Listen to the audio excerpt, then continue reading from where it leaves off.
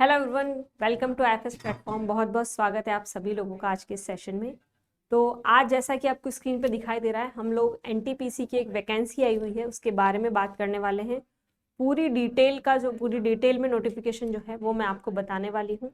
Official website पे भी हम देख लेंगे एक बार, और फिर एक बार उसको पूरा समझ लेंगे कि क्या क्या यहाँ पे दिया हुआ है, क्या इसकी डेट्स हैं, क्या इसका क्राइटेरिया है, एज लिमिट क्या है, इसका वैकेंसीज कितनी हैं, ठीक है, एप्लीकेशन की फ़ीस कितनी है और कब कब आपको पेमेंट करना है, क्राइटेरिया सारा देखेंगे, ठीक है, अप्लाई कैसे करना है।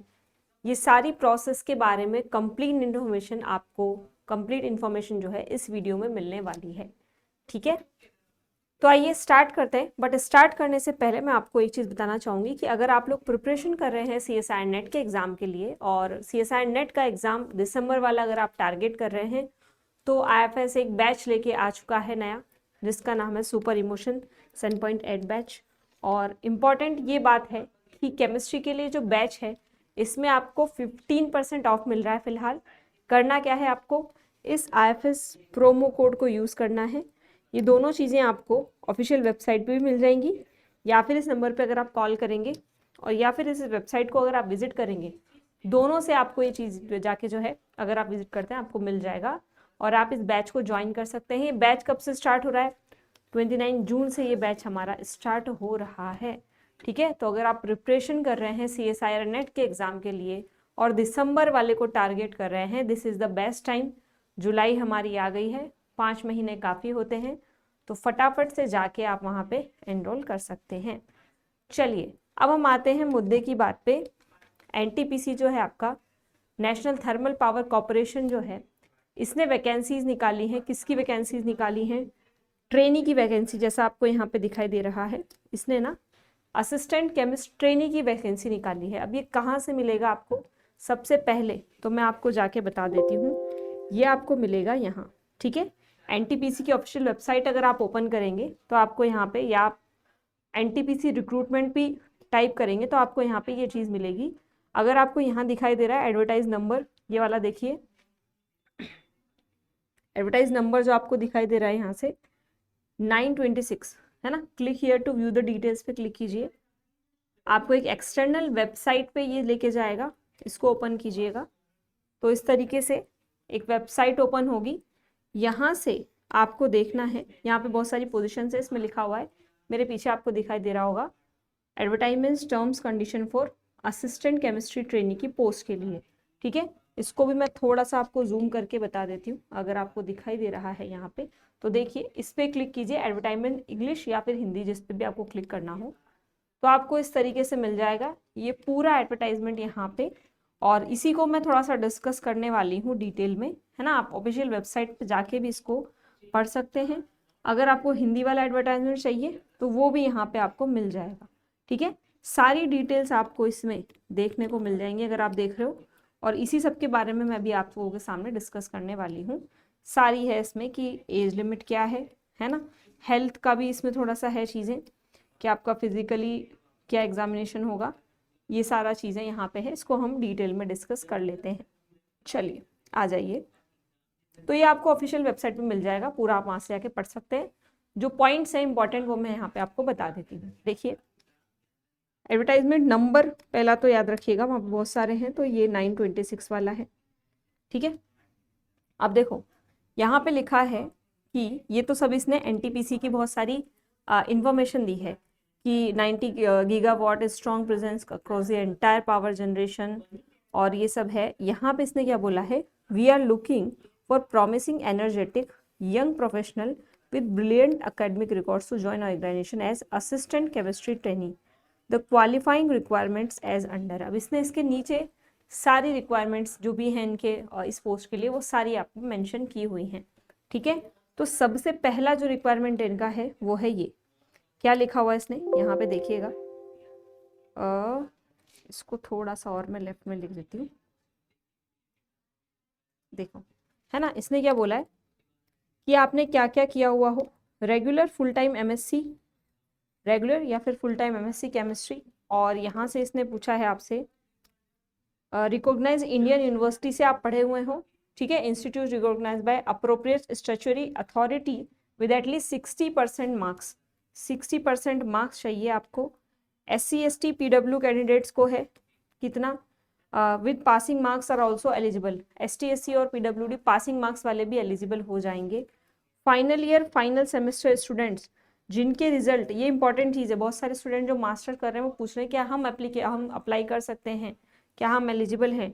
तो जिनका रिजल्ट 31 जुलाई 2026 तक आने वाला है, ऐसे स्टूडेंट्स भी इस फॉर्म को भर सकते हैं, ध्यान रखिएगा, ठीक है।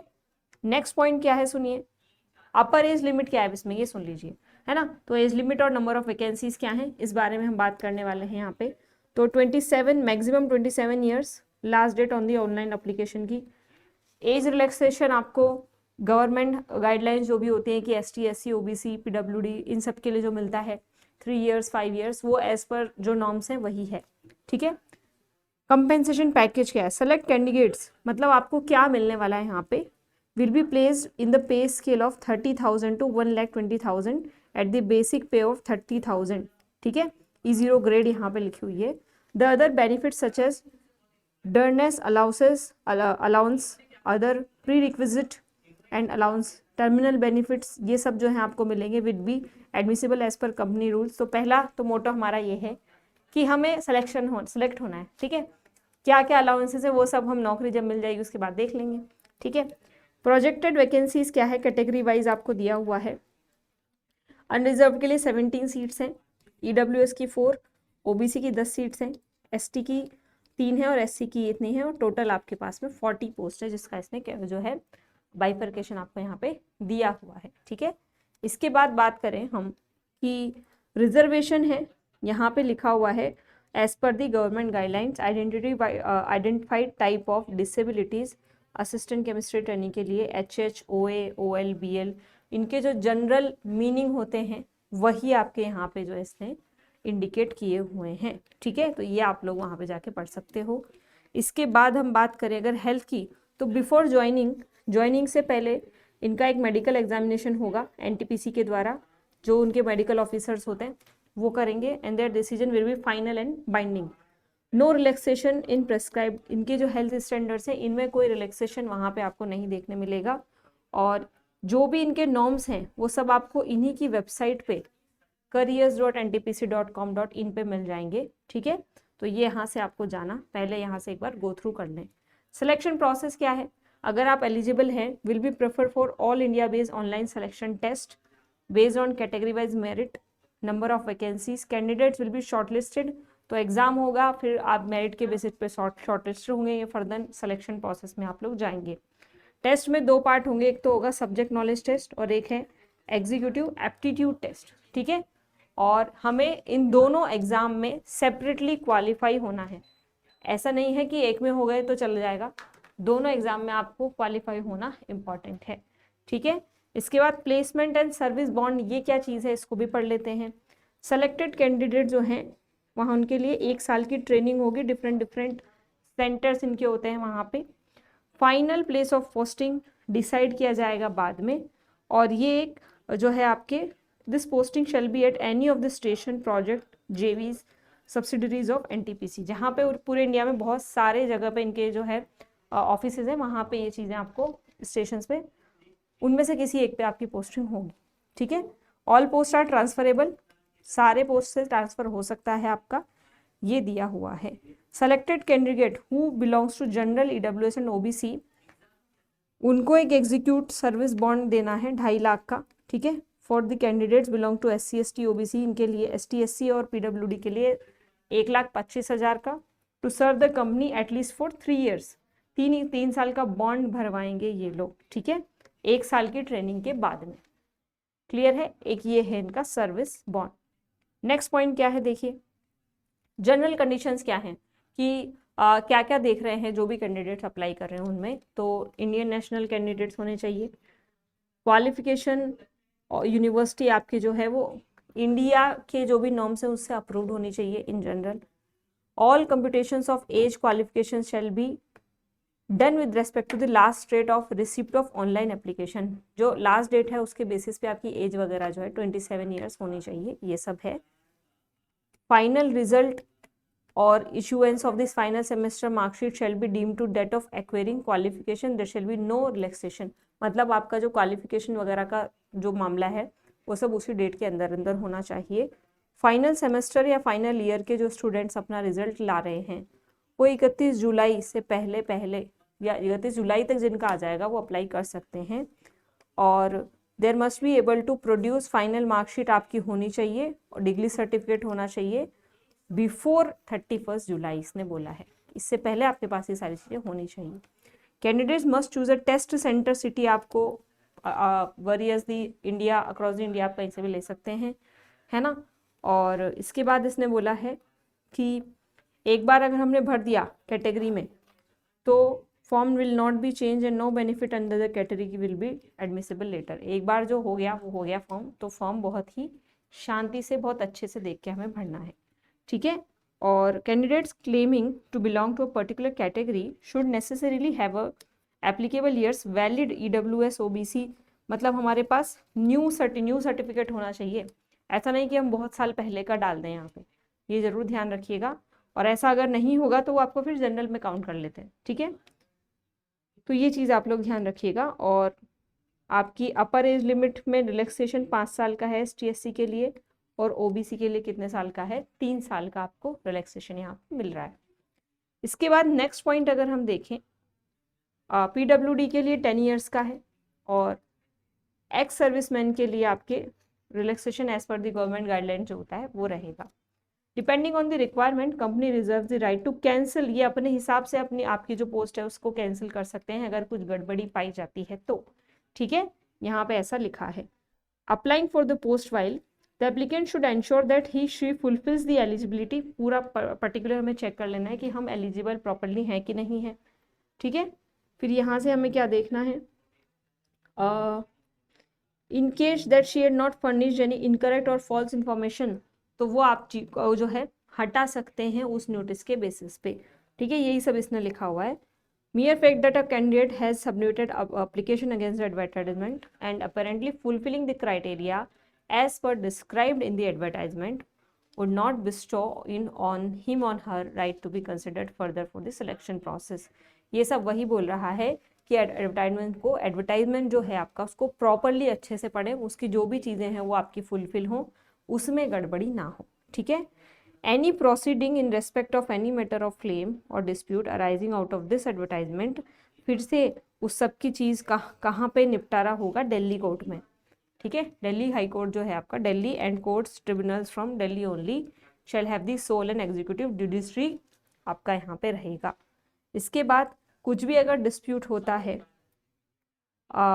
Interpretation in versions other than English, the English version is prevail, मतलब बोल रहा है कि इंग्लिश और हिंदी दो में आपका छपा हुआ ये, तो इंग्लिश वाली चीज़ों को करेक्ट कंसिडर किया जाएगा, ये इसने बोला है। तो ये सब बातें हैं, ज़्यादा इंपॉर्टेंट चीज़ें यहाँ है। एप्लीकेशन प्रोसीजर क्या है, कहाँ से अप्लाई करना है, आपको करियर सिलेक्शन एट www इस वेबसाइट पे आपको जाना है, ईमेल ID आपकी होनी चाहिए, ठीक है। और ईमेल ID के मेल वगैरह आते रहने चाहिए, कभी कभी नहीं आते हैं तो हमें दिक्कत हो जाती है, ठीक है। और सारी जो इन्फॉर्मेशंस आपको मिलेंगी फर्दर प्रोसीजर वो सब ईमेल से ही होंगी। Candidate will be required to upload all the required documents, आपसे अभी बताएगा कौन कौन से डॉक्यूमेंट्स यहाँ पे हैं। After successful application the system will generate a unique application number, उसको आपको ध्यान रखना है, डाउनलोड करना है एप्लीकेशन स्लिप को, ठीक है, प्रिंट आउट निकलवा लें उसका, ये सब बोला है इसने। वही नॉर्मल सी चीज़ें जो आपके EWS जनरल और OBC कैटेगरी के लोग हैं, एक नॉन रिफंडेबल एप्लीकेशन फ़ीस आपको भरनी है। कितनी है फीस आपकी, 500 रुपीज़। ST SC वाले लोगों को और फीमेल कैंडिडेट्स को कोई फ़ी पे करने की ज़रूरत नहीं है। तो फीमेल कैंडिडेट्स और ST SC PWD वाली जो लोग हैं उन लोगों को, कोई एक्स सर्विसमैन वाला भी है इसमें, you don't need to pay anything here, ठीक है। और पेमेंट ऑनलाइन और ऑफलाइन दोनों मोड में हो सकता है, इन जनरल हम ऑनलाइन मोड में ही करते हैं, ठीक है। अगला देखिए, ये सब इसने दिया हुआ है कि ऑफलाइन मोड में SBI, ये सारे बैंक के नाम इसने दे रखे हैं, यहाँ से होगा। ऑनलाइन मोड में सब बता दिया, डेबिट कार्ड, नेट बैंकिंग, सारे तरीके से हो जाएगा, इसमें कोई चीज़ स्पेशल नहीं है।